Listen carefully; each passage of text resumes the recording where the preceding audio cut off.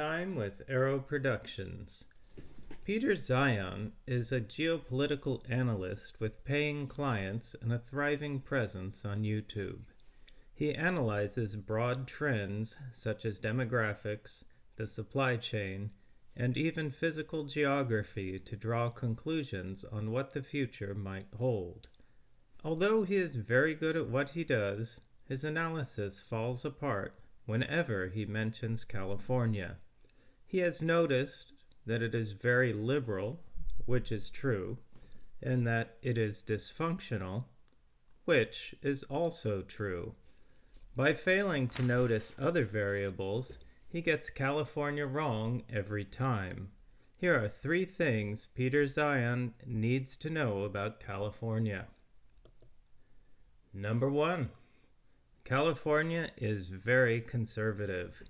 San Francisco and the surrounding Bay Area are also very conservative in many ways. The place is business-oriented and well-dressed. If you're headed to a church or a meeting in the area, plan your outfit. Coats and ties are still more popular than you would think. If you're on the street, that guy asking you for money might not be homeless. He could be a Republican candidate for office somewhere. California is where America's Right does a lot of fundraising. There are frequently fundraisers throughout the state. Beyond that, California is home to many conservative people and industries. 2 of the biggest industries in the state are petroleum drilling and agriculture. Both of these industries have had their say, and they continue to influence things throughout the state. Number 2. California is a global rich neighborhood. Americans like Zeihan are in favor of free markets unless they have reason to believe that they are somehow distorted, especially if prices go against what they think should be. California is one of those places where people are willing to pay to live. If you're a student of marketing profiles as I am, you'll be able to spot some of the national elites from other countries.